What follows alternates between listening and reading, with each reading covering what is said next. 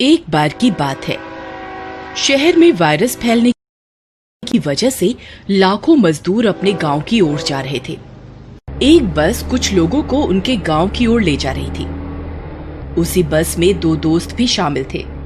वे बस में पीछे की तरफ बैठे होते हैं, तभी रास्ते में एक सुरंग आती है। उस सुरंग में किसी भी तरह की लाइट नहीं होती, वहां बिल्कुल अंधेरा होता है। तभी वह बस उस सुरंग के बाहर आकर रुक जाती है। अरे रामू, आगे तो सुरंग है, यहाँ तो कुछ दिखाई नहीं दे रहा है। क्या करें, आगे बढ़े या बस वापस मोड़ लूं? नहीं उस्ताद, अगर बस वापस मोड़ ली तो 10 किलोमीटर घूम कर जाना पड़ेगा। बेकार में इतना डीजल खर्च हो जाएगा। आप बस की हेडलाइट ऑन करो और आगे बढ़ो। फिर वह बस ड्राइवर बस को काली सुरंग के अंदर घुसा देता है। वहां बहुत अंधेरा होता है। बस में बैठे सभी लोग डर जाते हैं।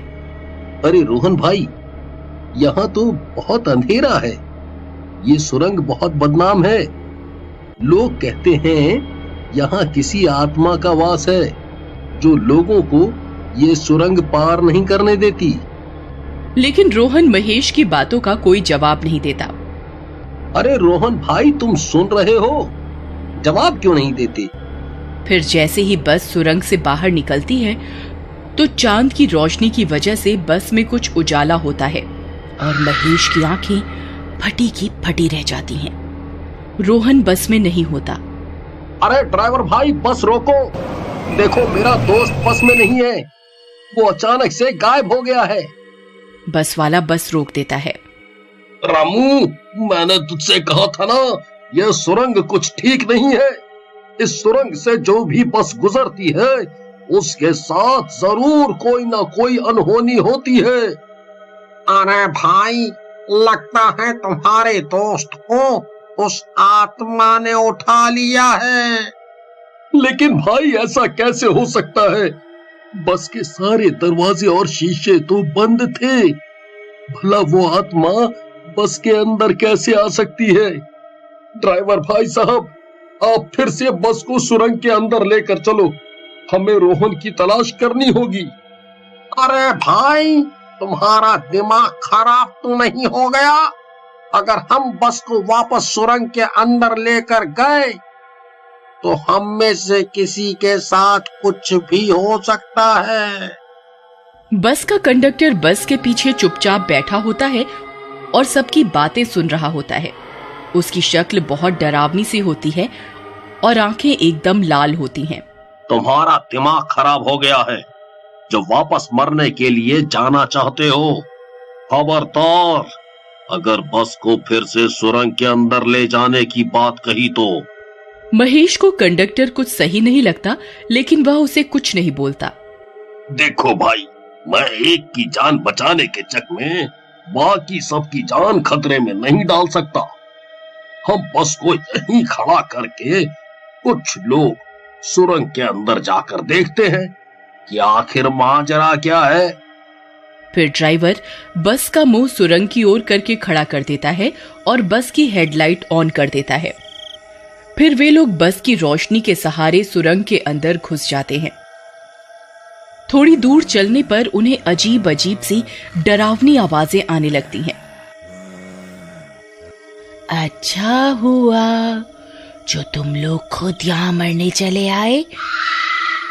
अरे मर गए रे, ये कैसी आवाजें हैं भाई? इस सुरंग में जरूर कुछ गड़बड़ है। तभी उन्हें अंधेरे में किसी की आंखें चमकती हुई दिखाई देती हैं। वह उन्हीं की तरफ देख रही होती है। अंधेरा होने की वजह से वे कुछ देख नहीं पाते। वह उन्हें देखकर गुर्राने लगती है।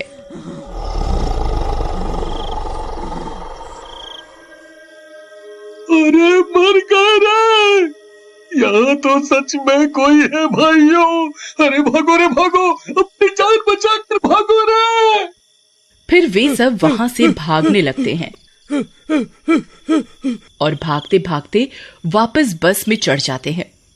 अरे उस्ताद, गलती से भी पीछे मुड़कर मत देखना, इतनी तेजी से बस दौड़ा सकते हो, दौड़ाओ। फिर ड्राइवर तेजी से बस को दौड़ाता हुआ गांव की ओर ले जाता है और किसी तरह सबकी जान बच पाती है। वहां बस स्टैंड पर रोहन की माँ अपने बेटे का बेसब्री से इंतजार कर रही होती है। अरे महेश बेटा, तुम आ गए। रोहन कहाँ है? उसने बताया था कि वो तुम्हारे साथ ही बस में आ रहा है। कहाँ है वो? फिर महेश रोहन की माँ को पूरी बात बताता है। रोहन की माँ का रो रो कर बुरा हाल हो जाता है। माँ जी, आप रोइए मत। अभी हमें रोहन की लाश नहीं मिली है। हो सकता है वह जिंदा हो। मैं कल फिर से उसकी तलाश में जाऊंगा। आप रोइए मत। फिर अगले दिन महेश वही बस पकड़कर फिर से शहर पहुंच जाता है ताकि वह फिर से गांव की तरफ जाने वाली बस में बैठ सके। रात होने पर वही बस फिर से उसी रास्ते से गांव की तरफ निकल पड़ती है। इस बार महेश उस कंडक्टर के साथ वाली सीट पर बैठ जाता है और खुद को रस्सी की मदद से सीट के साथ बांध देता है। फिर कुछ देर बाद वह भूतिया सुरंग आती है। ड्राइवर सुरंग के बाहर बस को रोक देता है। उस्ताद, ये तो वही सुरंग है जहाँ कल एक आदमी बस से गायब हो गया था। क्या किया जाए? कोई दूसरा रास्ता भी तो नहीं है। यहीं से चलते हैं, जो होगा देखा जाएगा। तुम सब सवारियों को चौकन्ना कर दो कि सब अपना अपना ध्यान रखें। फिर कंडक्टर बस में सबको होशियार करने जाता है। देखो भाइयों, ये सुरंग एक भूतिया सुरंग है। इस सुरंग में किसी भूत का वास है। यहाँ हमेशा कोई ना कोई हादसा होता है, इसलिए सब अपना अपना ध्यान रखेंगे। हमारी कोई जिम्मेदारी नहीं है। अरे तो नाश मिटे, इस रास्ते से बस लेकर ही क्यों आया तू? तुझे कोई और रास्ता नहीं मिला क्या? है? बोल। भाई चुपचाप बैठ जाओ, नहीं तो यहीं बस से नीचे उतार दूंगा। फिर ड्राइवर डरते डरते बस को सुरंग के अंदर चला देता है। वहाँ बहुत अंधेरा होता है, किसी को कुछ दिखाई नहीं देता। तभी महेश को एहसास होता है कि कोई उसे बस से नीचे धकेल रहा है। वह छटपटाता है और किसी तरह देखने की कोशिश करता है कि आखिर कौन है। तभी उसे कंडक्टर की शक्ल दिखाई दे जाती है। वही कंडक्टर उसे बस से नीचे धकेल रहा होता है। तभी वह उसे बस से नीचे धक्का दे देता है और महेश बस से नीचे गिर जाता है। लेकिन रस्सी बंधी होने की वजह से वह बस के साथ घसीटता जाता है। ये देखकर कंडक्टर घबरा जाता है और रस्सी खोलने की कोशिश करने लगता है। तभी बस सुरंग से बाहर निकल जाती है और सब लोग उसे रस्सी खोलता हुआ देख लेते हैं। तभी पीछे से महेश के चिल्लाने की आवाजें आने लगती हैं। अरे रोको, मेरे लिए रोको! अरे रोको भाई, मेरे लिए रोको!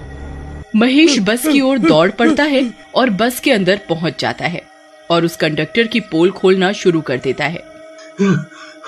भाई, यही है वो जो सुरंग आने पर लोगों को बस से नीचे धकेल रहा था। इसी ने मुझे बस से नीचे फेंका था, लेकिन रस्सी बंधी हुई होने की वजह से मैं बच गया। अच्छा, तो तू है जो ये सब कर रहा था? फिर सभी लोग कंडक्टर को सुरंग के अंदर लेकर जाते हैं तो उन्हें वहाँ एक स्पीकर मिलता है जिसमें से डरावनी आवाजें आ रही होती हैं और 2 बल्ब मिलते हैं जो उसने सुरंग में छिपाए होते हैं, जो आंखों की तरह चमक रहे होते हैं, जिसे लोग चुड़ैल समझते थे। फिर सख्ती से पूछने पर कंडक्टर उन्हें सारी बात बताता है। भाई, हम लोग इंसानों के अंगों का व्यापार करते हैं। उनका दिल, लीवर और किडनी निकाल कर बेचा करते हैं। मेरा काम था लोगों को इस सुरंग के अंदर फेंकने का और डराने का, ताकि कोई भी कभी इस सुरंग के अंदर छानबीन करने ना आ सके। मेरा दोस्त कहाँ है? जल्दी बता, नहीं तो तुझे जान से मार डालूंगा। बताऊं भाई, सब कुछ बताता हूँ, मुझे मारना नहीं। फिर कंडक्टर उन्हें सुरंग में बने एक दरवाजे के अंदर ले जाता है। वहां उन्हें रोहन और 2 लोग बंधे हुए मिलते हैं और कुछ लोग उनकी चीर फाड़ करने ही वाले होते हैं कि सभी गांव वाले उन्हें रंगे हाथों पकड़ लेते हैं और मौके पर पुलिस को बुलाकर उनके इस काले धंधे का भंडाफोड़ कर देते हैं। फिर महेश रोहन के साथ वापस अपने गांव पहुंचता है और उसे उसकी माँ से मिलवाता है। रोहन की माँ अपने बेटे से मिलकर बहुत खुश होती है। माँ, महेश ने मेरी जान बचाने के लिए अपनी जान तक दांव पर लगा दी। भगवान महेश जैसा दोस्त सबको दे।